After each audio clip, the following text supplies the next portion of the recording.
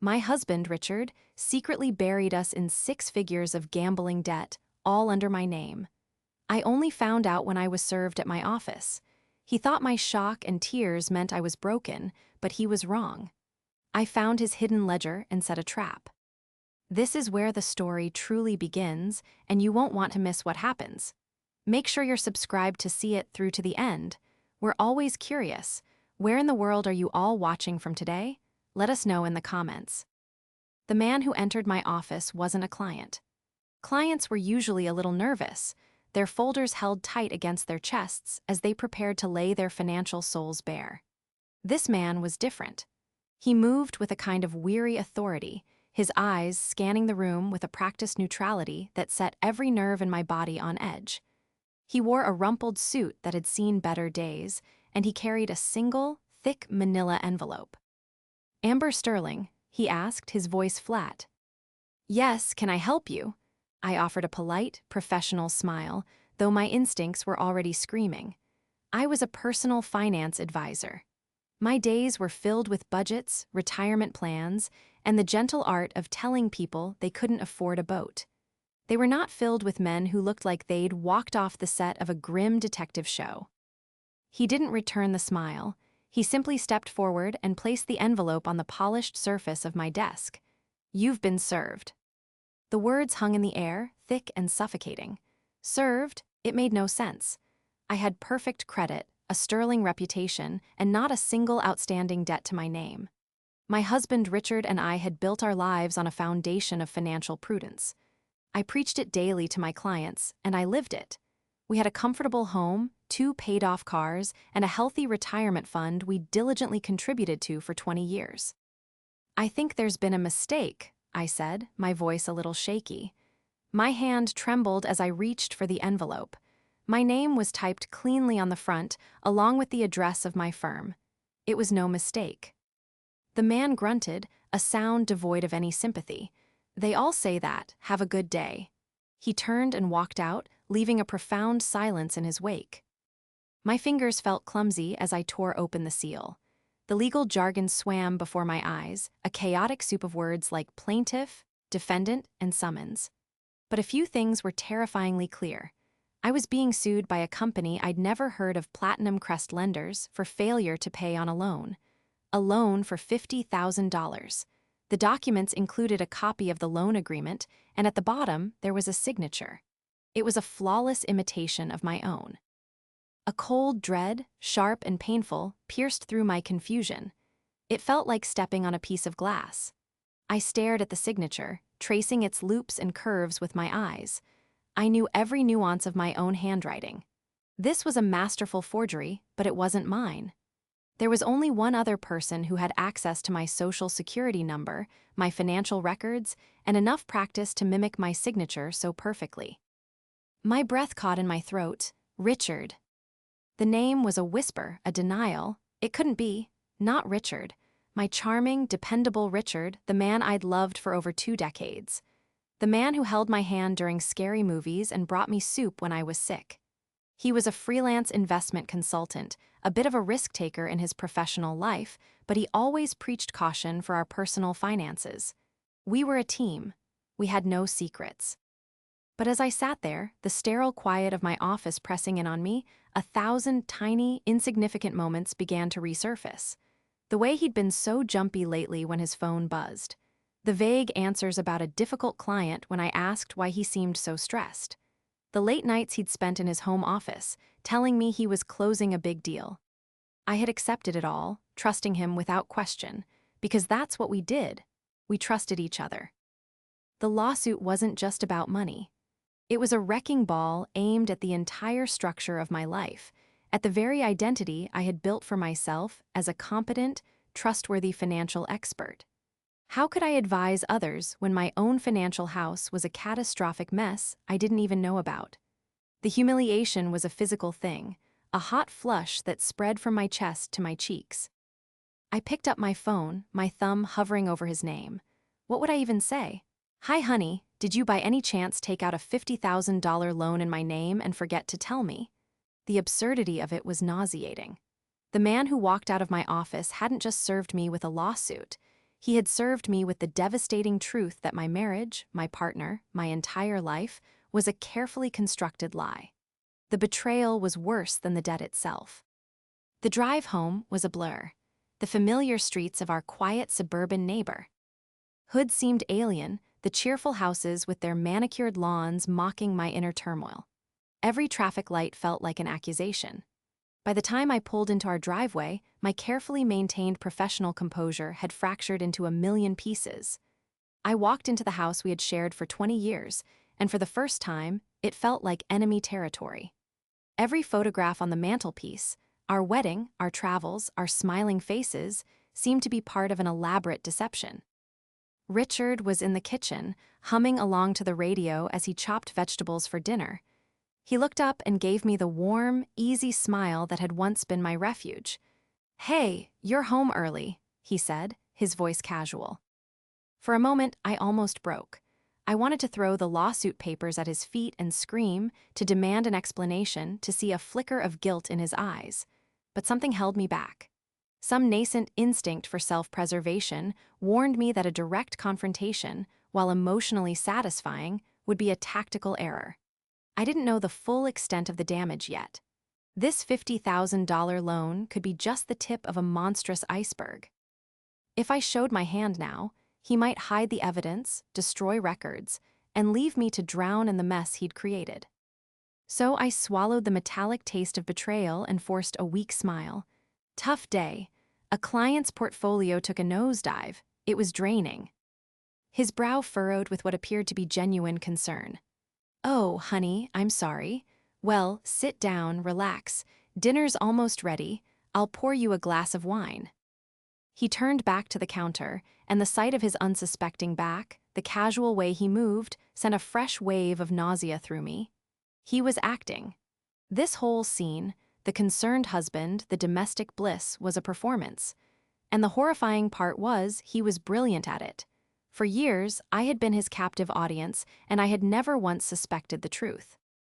Later that evening, I tried to bring up finances casually. "You know," I began, my heart pounding, "I was running our annual credit reports today, just for a routine checkup. Have you seen yours lately?" His reaction was instantaneous, though subtle. His shoulders tensed. He didn't look up from the tablet where he was reading the news. "No, haven't had the time. Everything's fine, though. Why?" "Just keeping on top of things," I said, my voice impressively steady. "You never know with identity theft these days." "Right," he mumbled, his focus still on the screen. "Well, don't worry about my side of things. Everything is in perfect order." The dismissal was so clean, so absolute. He was stonewalling me, shutting down the conversation before it could even begin. The man I knew would have engaged pulled up his own report and compared notes with me. This new Richard, this stranger sitting across from me, was hiding. I went to bed early, feigning a headache, but I didn't sleep. I lay there, rigid, listening to the sound of his breathing beside me. It was a sound that had brought me comfort for 2 decades, but now it felt like the rhythmic hiss of a snake. The trust I'd had in him, the bedrock of our marriage, had been pulverized into dust in a single afternoon. All that was left was a cold, hard certainty that I was utterly alone in this. As I lay there, a thought began to form in my mind, a tiny, sharp point of clarity in the fog of my grief and rage. He had used my name, my reputation, and my trust to do this. He had leveraged my strengths against me. He clearly believed I was just the quiet, predictable, supportive wife who would eventually fold, cry, and then help him clean up his mess. But he had forgotten one crucial thing. He had forgotten who I was. He had forgotten my profession. He had forgotten that I spent my days untangling the most complex financial knots for a living. And I would untangle this one, too. The foundation of our life together had been built on my stability. When Richard and I first met, I was a junior analyst at a small firm, meticulously mapping out my career path. He was the artist, the dreamer, a freelance consultant with brilliant ideas but an inconsistent income. I fell in love with his charisma, his infectious optimism, and his belief that a big breakthrough was always just around the corner. He made life feel like an adventure. I provided the safety net that made his adventures possible. It was my steady salary and pristine credit that secured the mortgage for our first home. I managed our budget with precision, creating a financial plan that allowed him the freedom to pursue his ventures without the stress of monthly bills. When he wanted to start his own consultancy, it was our joint savings, mostly my contributions, that provided the seed money. I worked extra hours, took on side projects, and packed our lunches to save money, all while cheering him on. "We're a team," I used to say, and I believed it with every fiber of my being. I was the Ank whore and he was the sales. Over the years, as my career flourished, his remained erratic. There were good years where he would land a major client and shower me with gifts and praise, telling everyone how my support was the secret to his success. But there were also long, lean periods, months where his income would dry up completely. During those times, he would become moody and withdrawn, locking himself in his office for hours. I always attributed it to professional pressure. I would rub his shoulders, make his favorite meals, and reassure him that we would be fine because I had built us a fortress of financial security. I saw it as my role, my contribution to our partnership. My sacrifice was my love made tangible. Now, the fortress was under siege from within. The man I had spent 20 years supporting had been systematically dismantling it, brick by stolen brick. The days following the discovery were a masterclass in deception, both his and mine. I went to work, smiled at my colleagues, and dispensed sage financial advice, all while a silent scream echoed in my head. At home, I played the part of the devoted wife, listening to Richard's stories about his day, feigning interest in his fictitious clients and non-existent deals. He had become an expert at deflection. Whenever I edged toward the topic of our finances, he would create a diversion. One evening, I mentioned that our property taxes were due soon and suggested we review our accounts together. He immediately changed the subject. "You know, your mother called today," he said, his tone suddenly bright. "She sounds lonely. Maybe we should have her over for dinner this weekend. What do you think?" It was a brilliant move, appealing to my sense of family duty, and it worked. The conversation shifted, and the moment was lost. Another time, a letter arrived from our bank about a home equity line of credit. I saw the envelope on the hall table and felt my blood run cold. Before I could even reach for it, Richard scooped it up. "Oh, just junk mail," he said with a dismissive wave of his hand, tucking it into his pocket. "They're always trying to get you to borrow more." He smiled at me, a dazzling, confident smile that was pure performance. I knew he was lying. My name was on that account. I should have been receiving those letters. He was intercepting my mail, another layer of his intricate betrayal. His polished appearance, once a source of pride for me, now seemed like a costume. He was always impeccably dressed, his shoes shined, his watch expensive. He talked about market trends and investment strategies with an air of authority that I now recognized as hollow. It was all a carefully constructed facade to hide the desperate, reckless man underneath. He wasn't a consultant, he was a gambler, and he had been betting with my life. The most chilling part was his complete lack of guilt. He looked me in the eye every day, shared my bed every night, and showed no signs of remorse. The deception was so profound, so complete, that I began to question my own sanity.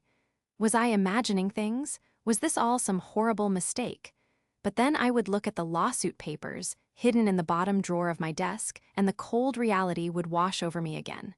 This was real.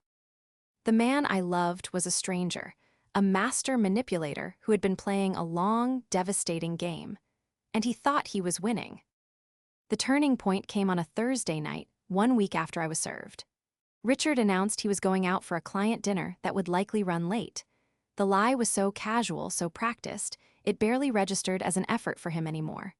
The moment the front door closed behind him, a switch flipped inside me. The grief and shock that had paralyzed me for days finally receded, replaced by a cold, clear resolve. I was done being a passive victim in the destruction of my own life. It was time to fight back. His home office had always been his sanctuary, the one room in the house I rarely entered. He claimed he needed the space to concentrate, and I had always respected his privacy. Tonight, I felt no such compunctions.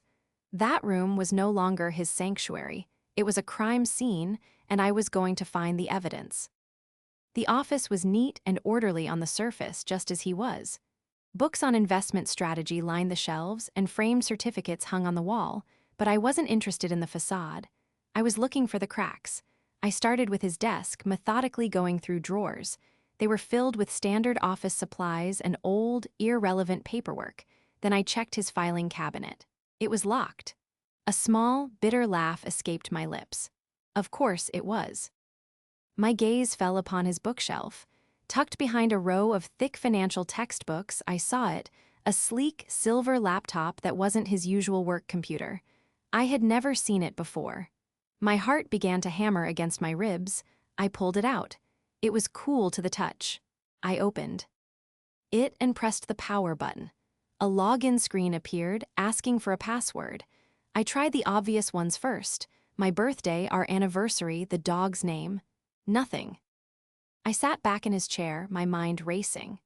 Richard was a man of habit and ego. The password wouldn't be random. It would be something meaningful to him, something that made him feel clever or powerful. I thought about his passions outside of work. He loved old movies, particularly heist films. His favorite was The Sting. He admired the cleverness of the grifters, the intricacy of their plans. A thought sparked. I typed in the name of the main character, Gondorf. The screen flickered and unlocked. I was in. The desktop was clean except for a single folder named Personal Accounts. Inside was one file, an Excel spreadsheet titled Ledger. My hand was shaking so badly I could barely control the mouse as I double-clicked to open it. What I saw made me gasp. It was a meticulously detailed log, a secret history of our lives stretching back 5 years.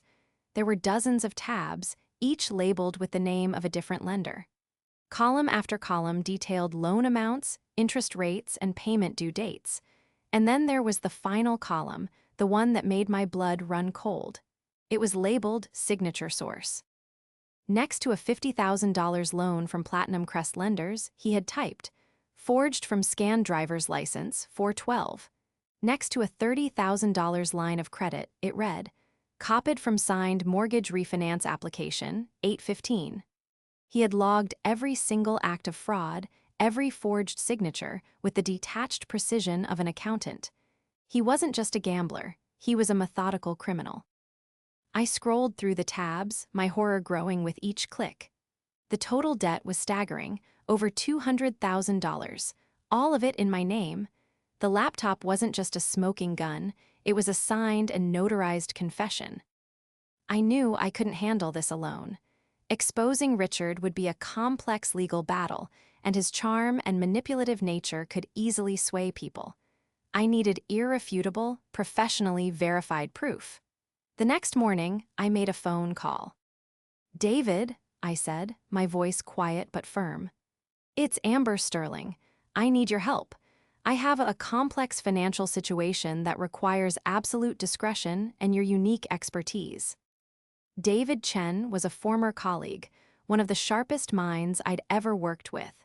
He had left our firm years ago to start his own forensic accounting practice. He specialized in uncovering financial fraud.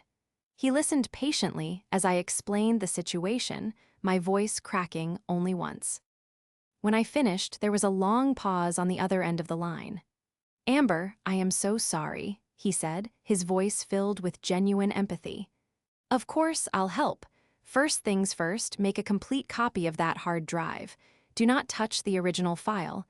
Then we start building the case." That phone call was my declaration of war. I spent the rest of the day on autopilot, a quiet storm of determination brewing inside me. I had the evidence. I had professional help. Richard thought he had all the power, that his secrets were safe. He had no idea that I was already steps ahead, turning his own meticulous records into the weapon of his undoing. Armed with the digital copy of Richard's ledger, I felt a seismic shift within myself. The fear was still there, a low hum beneath the surface, but it was now overshadowed by a cold, empowering anger. I had a plan, and the first step was to test the waters, to see how he would react when one of his lies was directly challenged. I needed to gauge his tactics before I brought down the entire edifice of his deceit. I chose a Saturday morning, a time when we were usually relaxed, sipping coffee and reading the paper. The domestic tranquility was a perfect backdrop for the storm I was about to unleash. I waited for a lull in the conversation, then placed my coffee mug down with a deliberate click that made him look up. "Richard," I began, my tone even and measured. "A letter came for me at the office a couple of weeks ago. It was from a company called Platinum Crest Lenders."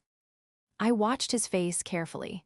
For a fraction of a second, a flicker of pure panic crossed his eyes before being instantly suppressed. He blinked, then adopted an expression of mild curiosity. "Platinum Crest? Never heard of them. What did they want?" "They seem to think I owe them $50,000, I said, holding his gaze. He let out a short, dismissive laugh, but it was strained. "50,000? That's ridiculous. It must be some kind of scam, honey. Identity theft. You hear about it all the time. We should report it." He was good, so incredibly good. He pivoted instantly to a position of shared outrage, casting himself as my protector against some faceless, external threat. He was trying to frame the narrative, to control my reaction. But I had seen his ledger. I knew the truth.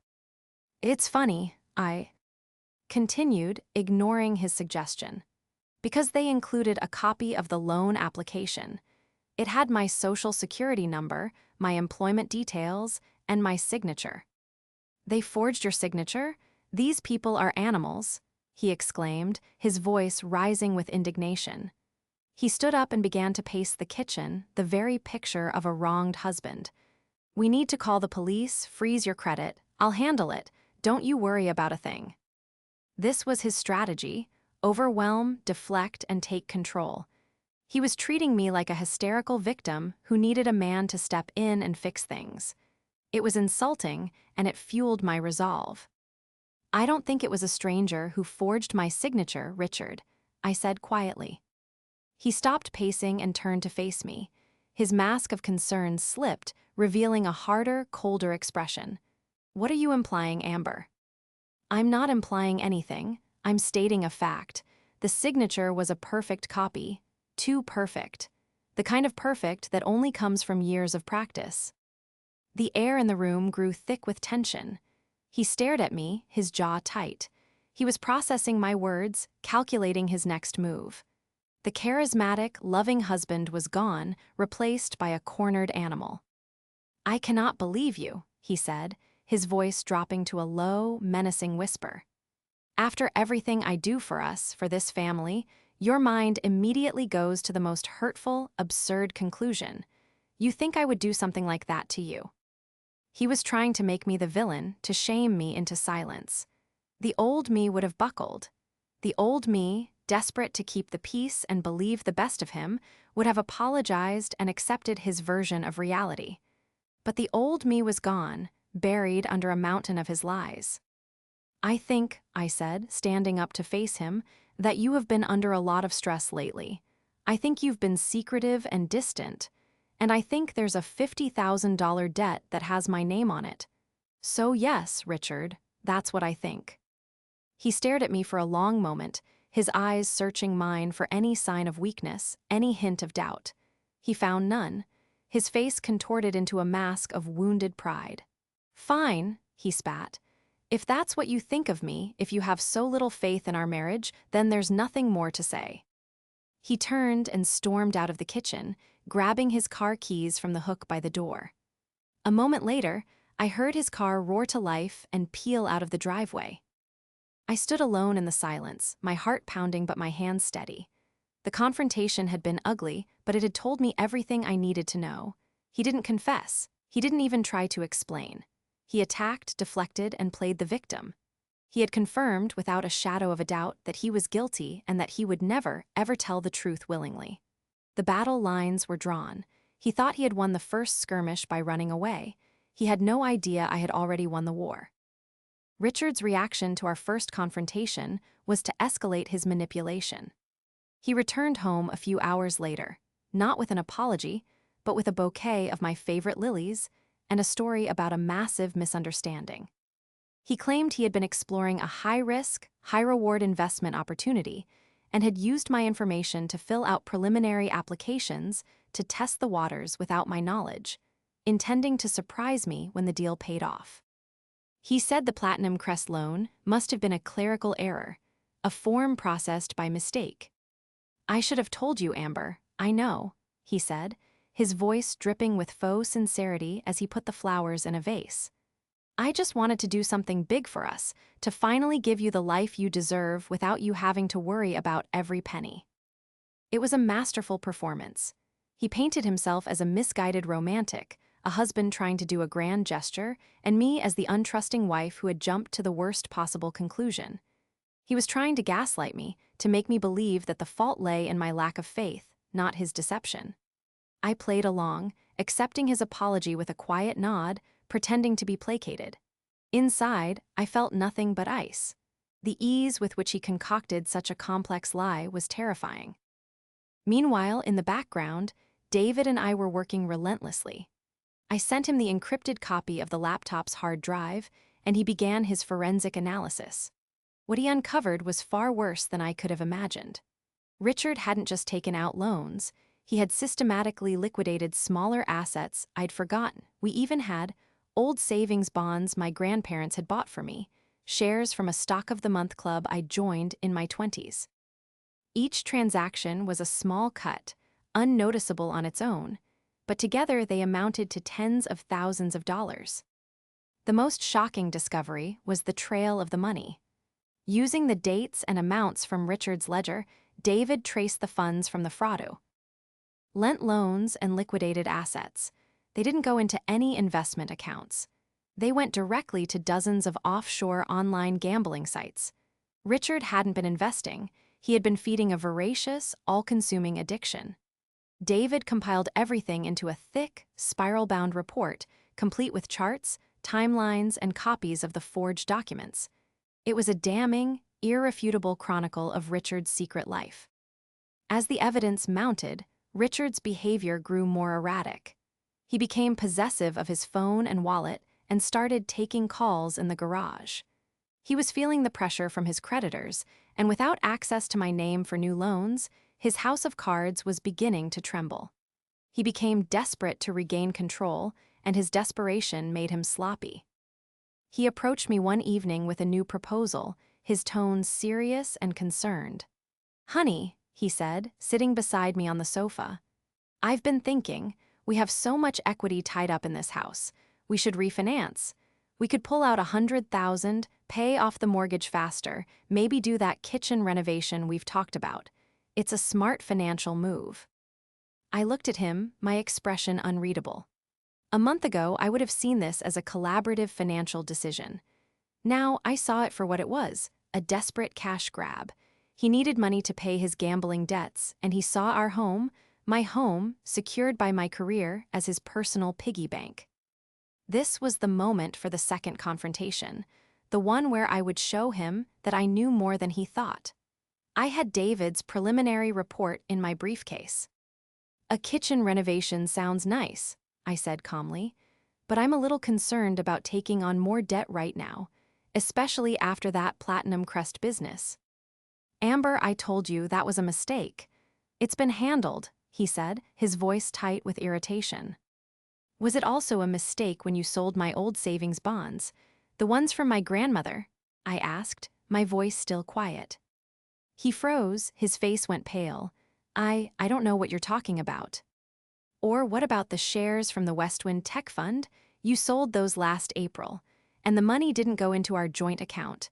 It went to something called Lucky Dragon Casino. Does that sound familiar?" The color drained completely from his face. He looked at me, truly looked at me, and for the first time, he saw not his gullible wife, but an adversary who had him trapped. The charm vanished, the fake sincerity evaporated. All that was left was raw, cornered rage. "You went through my things," he hissed, his voice trembling with fury. "You've been spying on me."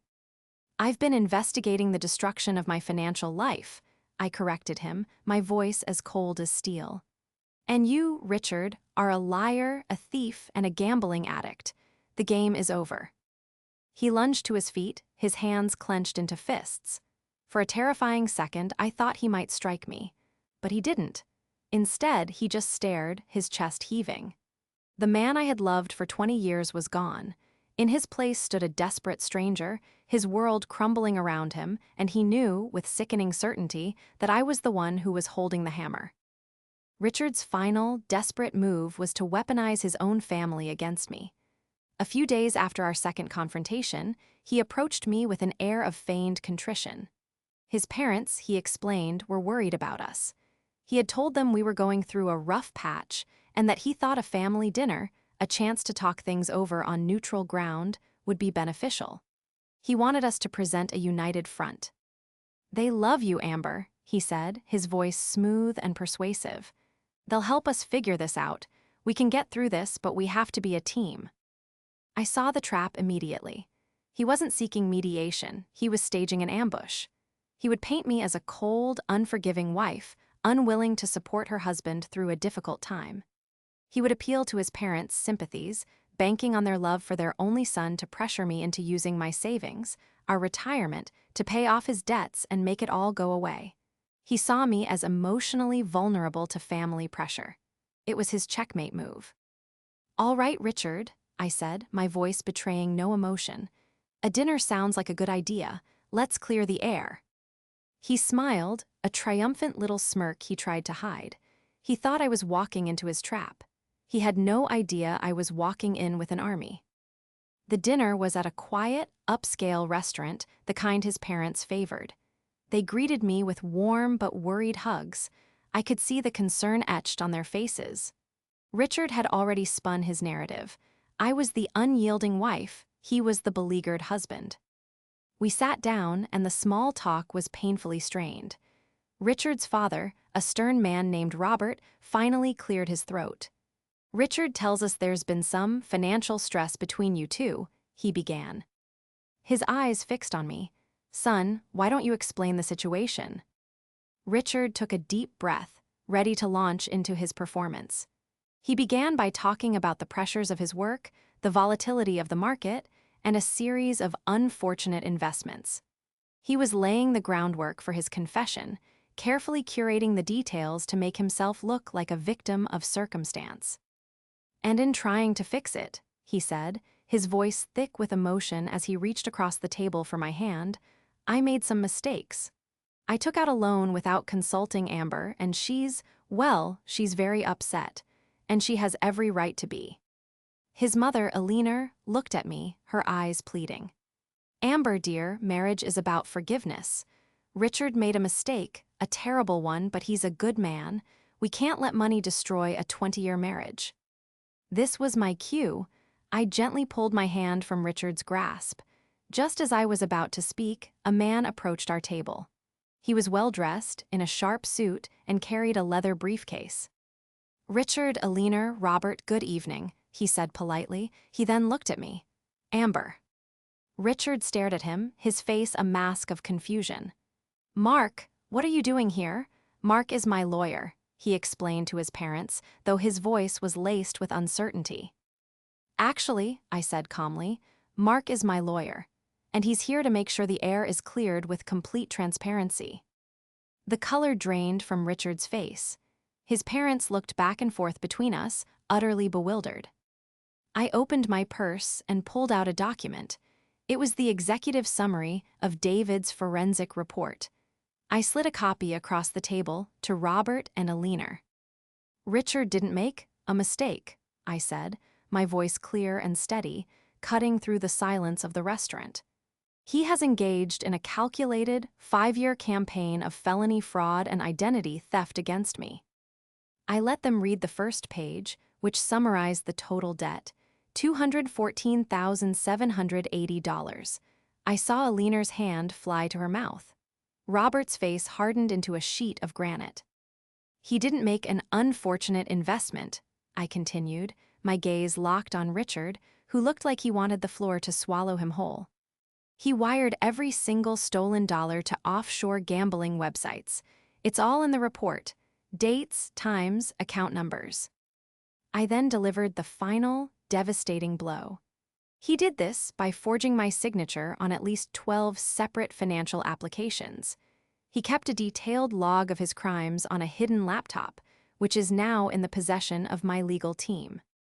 Silence, a profound, crushing silence descended on the table. Richard sat frozen, his carefully constructed world shattered into a million pieces around him. His parents stared at the report, then at their son, their expressions a mixture of horror and disbelief. Elinor was the first to speak, her voice a trembling whisper. "Richard, is this true?" He couldn't speak. He just stared at his plate, defeated. Robert slowly folded the report and placed it on the table. He looked at his son, his eyes filled not with anger, but with a deep, chilling disappointment. He then turned to me. "Amber," he said, his voice heavy, "I am so sorry." That was it. The ambush had been turned. The trap had sprung, but it was Richard who was caught inside. He had brought his parents to be his allies, and in one swift, public move, I had turned them into witnesses of his complete and utter disgrace. The aftermath of that disastrous dinner was swift and decisive. Richard's parents, faced with the irrefutable proof of their son's crimes, withdrew all emotional and financial support. Their disappointment was a palpable force, more devastating to Richard than any legal threat. He had counted on their loyalty, on the blind love of family, and he was left with nothing. My lawyer, Mark, immediately filed for divorce, citing financial fraud as the primary grounds. Simultaneously, we presented David's forensic report to the creditors who had filed the lawsuit against me. Faced with a mountain of evidence detailing systematic forgery and identity theft, including Richard's own meticulous ledger, their cases against me crumbled. They had no choice but to absolve me of the fraudulent debt and turn their legal attention solely toward Richard. Richard, stripped of his enablers and his resources, capitulated completely. He didn't fight the divorce. He didn't contest the fraud allegations. He was a broken man, his charisma and confidence extinguished, leaving only the hollow shell of an addict. He was charged with multiple counts of fraud and identity theft. Given the overwhelming evidence, he pled guilty and received a sentence that included a lengthy probation, mandatory addiction counseling, and a court-ordered restitution plan that would follow him for the rest of his life. The day the divorce was finalized, I felt not joy, but a profound sense of release. It was as if a crushing weight I had been carrying for months had finally been lifted. I walked out of the courthouse into the bright afternoon sun and took a deep, clean breath. I was free. Rebuilding was a slow but steady process. I sold the house, a place now tainted with the ghosts of betrayal. It sold quickly, and with the proceeds I bought a smaller, brighter condominium in the city, a place that was entirely my own. I poured my energy back into my work, and my clients, who had known nothing of my personal turmoil, continued to trust me with their financial futures. My reputation, which Richard had almost destroyed, remained intact. A few months later, I met Richard's father for coffee. He had called me, insisting. He looked older, wearier. He apologized again, profusely, for his son's actions and for their initial willingness to believe him over me. He handed me a cashier's check for a significant amount. "It's not much compared to what he took," Robert said, his voice thick with shame. "But Elinor and I sold our boat. We want you to have this, to help you start over. It's the least we can do." I tried to refuse, but he insisted. "Please, Amber, for our own peace of mind." I finally accepted, not for the money, but for the gesture. It was an acknowledgement of my pain, a final closing of a painful chapter. My life is quieter now, but it is authentically mine. I have reconnected with old friends and found solace in simple things: a morning run, a good book, the satisfaction of a well-balanced portfolio. The scars of Richard's betrayal remain, a faint reminder of my own resilience. He gambled with my life, my name, and my future, and he lost. I, on the other hand, had been backed into a corner and forced to make the biggest bet of my life on myself, and I had won. I was no longer an anchor for someone else's sails. I was the captain of my own ship, sailing toward a horizon that was finally, beautifully, clear.